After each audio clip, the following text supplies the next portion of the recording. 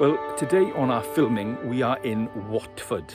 It doesn't sound very Welsh, does it? But actually Watford is in Wales, just outside Caerphilly. And Watford is very important in Welsh church history, particularly for the Welsh Calvinistic Methodists, because it was in Watford that the first association meeting happened. So Whitefield came over from England, Daniel Rowland was here, William Williams, Howell Harris, a few other people, and as well the owner of this house, which is absolutely phenomenal. Now, this is not a National Trust site, this is not a Cardiff site, this is a private home, but it's been kept in immaculate condition from the 1700s, this meeting that took place here and subsequent meetings. And what we found today is a family who live here and are actually restoring the house back to its original features. So there's a well out the back, the original woodwork is in here, the original walls are being found, so it's absolutely beautiful. So Dan is in there setting up, so let's pop in and have a look.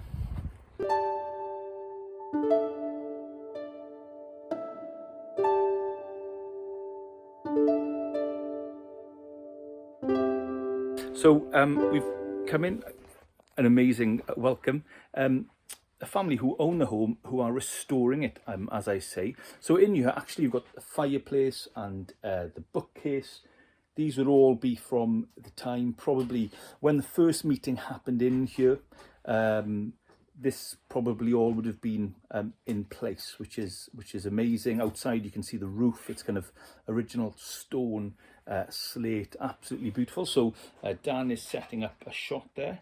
We're just joking now, it's the first time that we're not really in a church or a graveyard. When I knocked on the door, I just thought we'll film in the courtyard outside, just briefly, just blinking you'll miss it soon. And here we are inside in the actual room with kind of the period decor. It's just phenomenal. Because one of the things you've noticed already is we're turning up in places and either the place is gone or it's been rebuilt. So this is one of the few places which is actually as it was.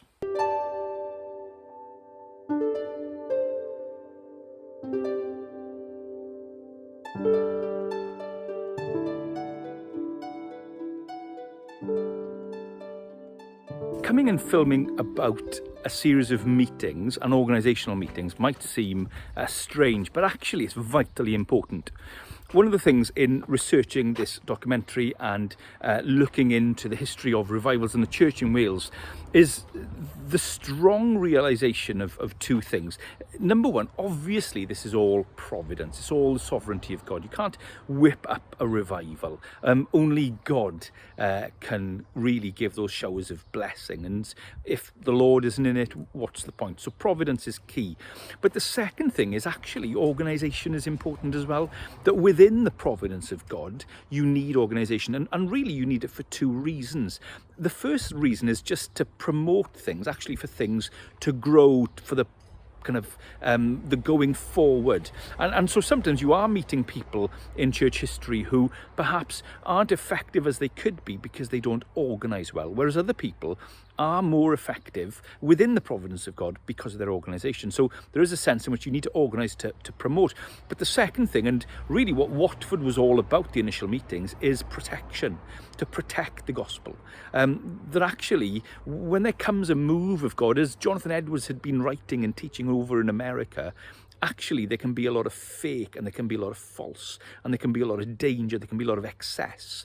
And so actually what they were doing here was making sure that the societies would be looked after, that the people looking after the societies were the right people, but as well that the relationship with the Church of England was the right kind of relationship. So a lot of these meetings were really, really, really important. And one of the things I guess we see as we go through the history of the church in Wales is A, the danger when things aren't organised properly under the right authorities, but B, what happens when those meetings are kind of separated from the goodness and word of God, and those again can be dangerous. So organisation and meetings in and of themselves don't protect you, and we can look at that in future things. But this is a wonderful place. I don't think I've ever been to a private home which has such a respect for history. These really aren't home owners, they are custodians of history, which is wonderful to see.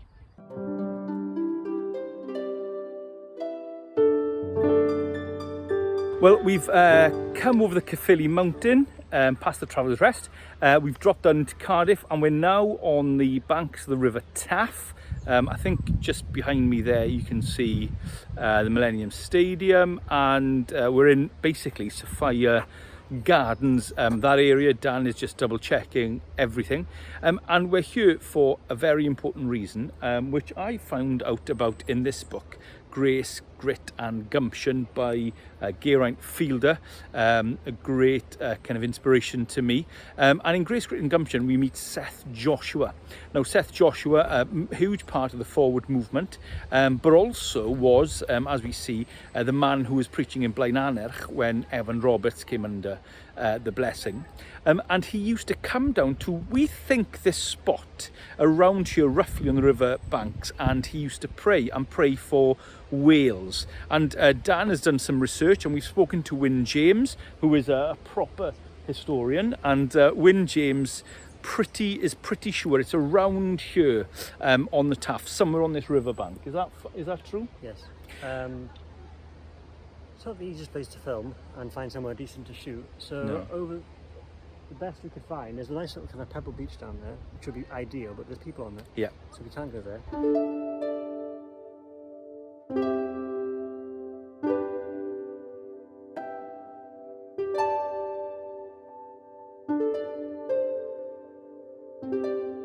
Now, one of my favourite scenes in church history, and something that we've incorporated into the documentary, is down here when Seth Joshua one day was praying.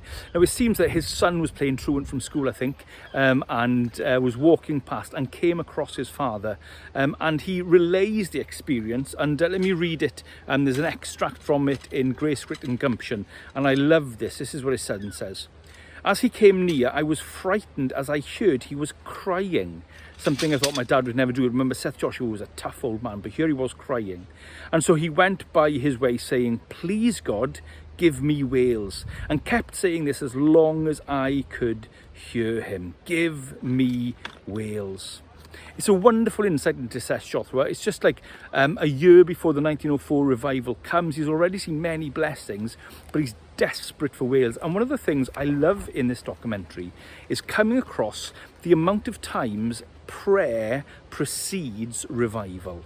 I know it seems obvious, but you know, when we're over in Beth Gelert and on the Llŷn Peninsula, we're going to see it was prayer meetings, often with children. Again, the 1904 revival, there were these meetings and desperate prayer with Evan Roberts and others for years. And what we're seeing here today now is Seth Joshua, give me Wales. I wonder, backers, give me Wales. What about give me Britain? That's what we saw earlier on when we were over in Watford, when Whitefield and the Welsh guys met up. Give me the lost. What a wonderful, wonderful prayer.